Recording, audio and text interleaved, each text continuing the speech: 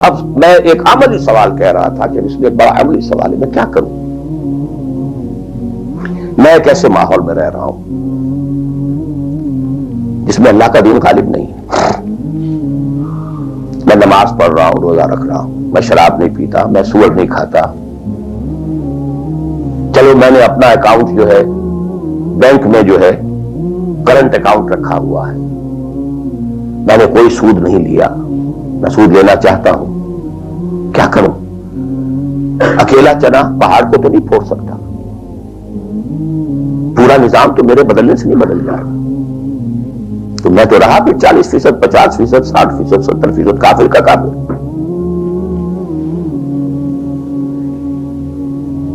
تو وسط way out, وسط مخرج، بڑی پیاری حدیث ہے وہ جس میں یہ الفاظ آتے ہیں، حضور نے فرمایا انہا ستکون فتنۃ، ایک وقت آئے گا تو بڑا فتنہ ہوگا۔ حضرت علی فرماتے میں نے فوراً عرض کیا مل مخرج منہا یا رسول اللہ، اے اللہ کے رسول یہ بتائیے اس سے نکلنے کا راستہ کون سا ہوگا؟ یہ نہیں پوچھا کیا فتنہ ہوگا، کیوں ہوگا، کب ہوگا، کیسے ہوگا، کدھر سے آئے گا، کچھ نہیں، نکلنے کا راستہ بتائیے۔ بلکہ ایک اور روایت اس حدیث کی اس سے بھی زیادہ پیاری ہے کہ اصل میں حضرت جبرائیل نے کہا حضور سے یا محمد امتک بعدک،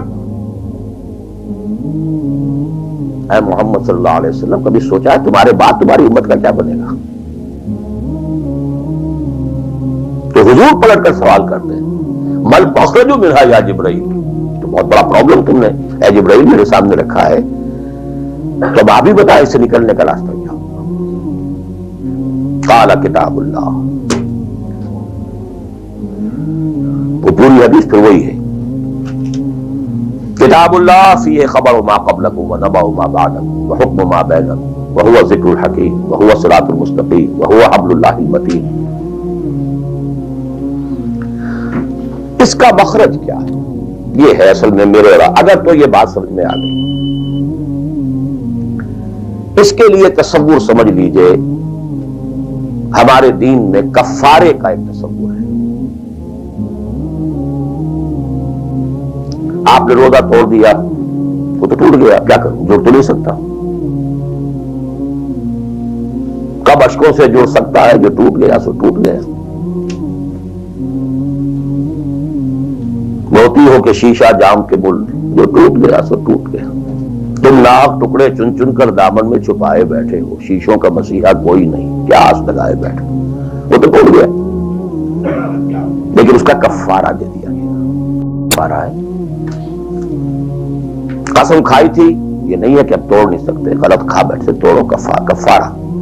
آج میں اس لفظ کفارہ کے حوالے سے آپ کے سامنے وہ بات رکھ رہا ہوں۔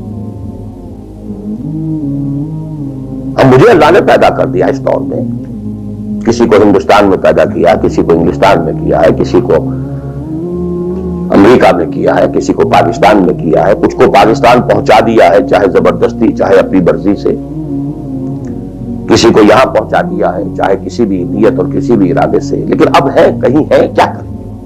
کوئی کفارہ ہونا چاہیے، کوئی مخرج ہونا چاہیے، بس یہی کفارہ ہے۔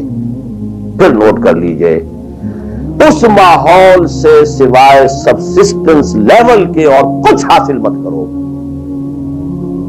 اور اس سبسسٹنس لیول پر بھی جو کچھ تم نے کھایا پیا ہے اور سانس لیا ہے، جو انرجی کریٹ ہوئی ہے، اس کا میکسیمم اس جہاد میں صرف کر دو کہ اس نظام کو بدلو۔ تمہاری یہ جد و جہد، تمہاری یہ کوشش کفارہ بن جائے گی اس کا۔ معذرۃ الی ربکم، معذرت پیش کر سکو گے اللہ کے رب۔ اے اللہ میں نے اس نظام کے ساتھ ریکنسائل نہیں کیا،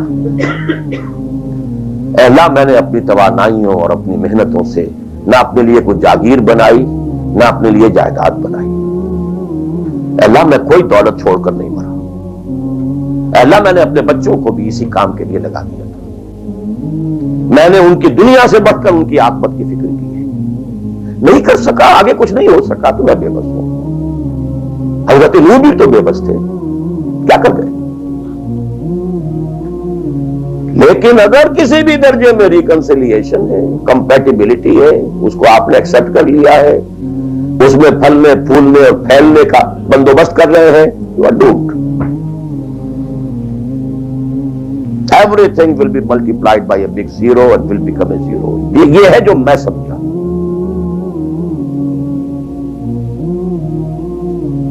اس کا نام ہے جہاد.